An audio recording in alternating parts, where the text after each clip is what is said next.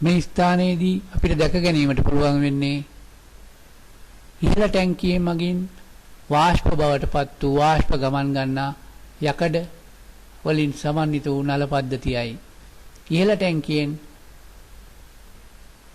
ඉහළින් නිකුත් වන යකඩ බට නැවත වතාවක් ලිප නැතු උද්දානය වන ස්ථානය හරහා ගොස් නැවත රත් කිරීමකට භාජනය වෙන අතර ටැංකිය පතුලට සම්බන්ධ කර ඇති බට මගින් යට ටැංකිය දක්වා සම්බන්ධ වී එම යට ටැංකිය සම්පූර්ණ වුණොත් ඉහළ ටැංකිය අර්ධ වශයෙන්ුත් ජලයෙන් පිරී පවතින තත්ත්වයක් දැකීමට පුළුවන් වෙනවා. ඒකම මෙන්න මෙම ස්ථානයේදී මේ නිරූපණය වන්නේ දහන පෝෂක වායුව පූර්ව රත් කිරීමකට ලක් කර ලිප තුළට ලබා ගන්නා ආකාරයත්. දැන් අපිට දිස්වන්නේ මේ අභ්‍යන්තරයේ ගමන් ගන්නා බට පද්ධතිය ගමන් සකස් කර ඇති ආකාරයත් යට ටැංකියට නල සම්බන්ධ වන ආකාරයත්. ඒකම මේ අවස්ථාවේදී දැන් අපිට නිරූපණය වන්නේ ඉහළ ටැංකියෙන් වාෂ්ප ගමන් ගන්නා නලය නැවත වතාවක් ලිප ඇතුළතදී රත් කිරීමට භාජනය වන නල පද්ධතියයි. මෙමගින් එකවරක් රත් කරන ලද වායුව නැවත වතාවක් රත් කර හැරීමත්ය. මෙම ෆෑන් එක මගින් බාහිරින් පරිසරයේ තියෙන ඔක්සිජන් සහිත වායුව රත් කර ඉපතුලට ඇතුල් කිරීමත් අමරා ඉවත් කරන ලද බැගෑස් මෙසේ ගොඩගසා තබා අවශ්‍ය වේලාවෙදී උඳුන තුළට ඇතුල් කර ගැනීමත් මෙම ස්ථානයේ මගින් සිදු කිරීමට කටයුතු සලස්වාගෙන තිබෙනවා.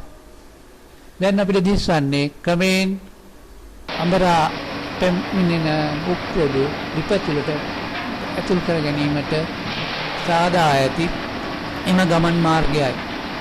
මෙමගින් අවශ්‍ය පමණට බැගෑස් නැතොත් උක්‍රොඩු දහනය සඳහා ලිපතුලට ඇතුල් කර ගන්නා අතර වැඩිමනක් ඇති උක්‍රොඩු වෙනම ගොඩගසා තබා ගැනීම සිදුවේ.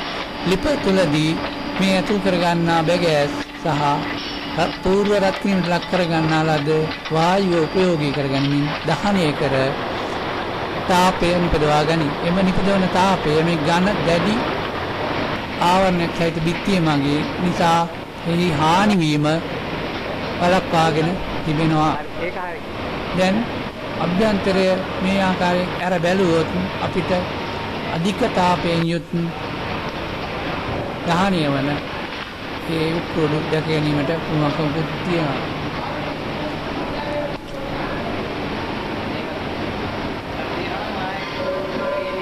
දැන් අපි දිස්වන්නේ ජලය ඝනීභවනය කරගත් පසු එහි දිය වී ඇති වායු වර්ග ඉවත් කර ගන්නා මෙම යාන්ත්‍රික පද්ධතියයි. මෙමගින් ජලයේ දිය වී ඇති ඔක්සිජන් වායුව ඉවත් කර ගැනීම සිදු කර ගන්නා අතර එමගින් බොයිලරුවට වෙන හානිය වළක්වා ගැනීමට පුළුවන්කමක් තියෙනවා.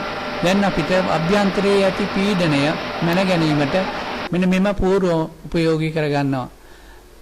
මෙසේ දිස්වන්නේ අභ්‍යන්තරයේ ගොඩනැගී ඇති වාෂ්ප එහි පීඩනය සීමා ඉක්මවා යාම නිසා එළියට විවෘත වන ආකාරයත් ඒ පරීක්ෂණ තත්ත්වයේ ඒවා යථා තත්ත්වයේ තිබේදයි පරීක්ෂා කර බැලීමක් කරන ආකාරයයි. මෙම නිපදවන ජල වාෂ්ප මගින් කර්මාශාලාවේ යාන්ත්‍රික පද්ධතිවල කටයුතු විදුලිය ජනනය කර ගැනීමත් වාෂ්ප කිරීමේ කටයුතු සඳහාත් යොදා ගැනීමට සකසා තිබෙනවා.